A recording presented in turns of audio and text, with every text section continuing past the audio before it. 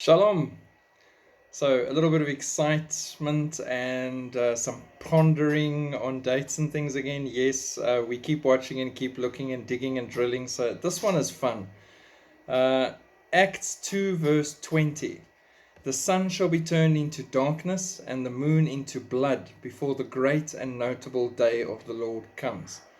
Now, what if the sun being turned into darkness is the 25th of October 2022's eclipse, and the moon turning to blood on the 7th and 8th of November, the one that's coming up now, the blood moon?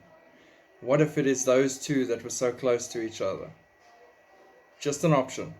On November 7th to 8th, 2022, we'll experience a total lunar eclipse containing the longest eclipse duration, which is a total of 3 hours and 40 minutes, 220 total minutes.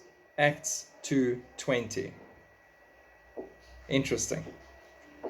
There's only one other total lunar eclipse duration that comes close to this one, and that is, surprise, surprise, June 26, 2029. Pretty much at the very end of this Shemitah cycle that we're in now, the last Shemitah cycle. So a long one right now in the beginning, and exactly the same length right at the end in 2029. Don't tell me about coincidences. That sounds like perfect planning for me. They're both 3 hours and 40 minutes long. What are the odds? 0. God put them in the heavens for signs and seasons. These two dates are separated by 2,424 days exactly. Now, if you're going to Strong's and you punch in 2424, it gives you Jesus, the Messiah, the Anointed One. Coincidence? The 7th and 8th of November, the total lunar eclipse as a sign. Obviously, we're looking at Luke 21:25. There will be signs in the sun, the moon, and the stars. We're seeing a lot of that coming up now. This will be the last total lunar eclipse until the 13th, 14th of March 2025. Okay, it's not as long as this one. The two obviously link beginning and end, but the next lunar eclipse that's total will be on the 13th, 14th of March, that evening, 2025.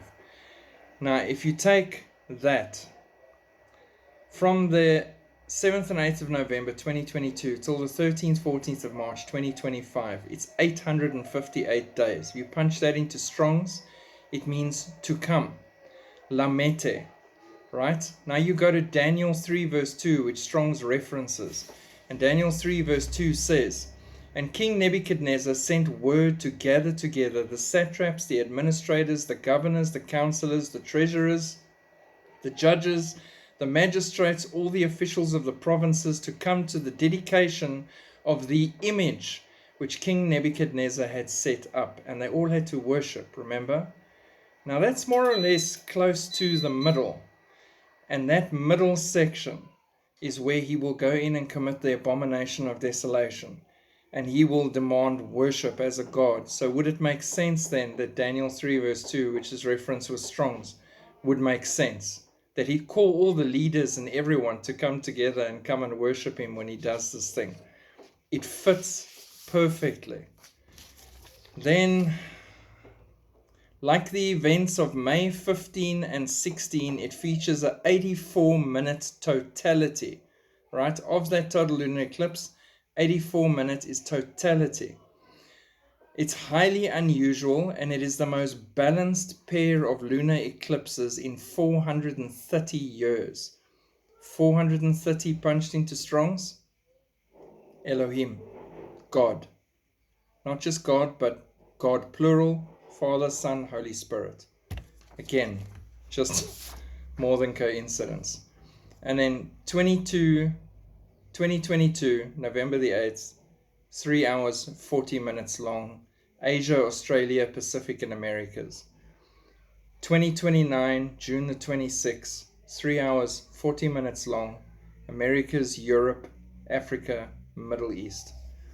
Now, it makes sense to me very much that Middle East might be missing in the first one coming up now in November, but it's very essential that it's there in the last one because it's all about Israel. So let's keep watching. and keep waiting. And we will keep seeing exciting signs of the times, and we keep waiting on the Lord to snatch us. And He's going to laugh with us when He picks us up. And He's going to say, see, I told you, you guys got really close, but you never nailed that day. All right, we'll keep looking and watching and being excited, because very, very soon we are going to see the King. God bless. Shalom.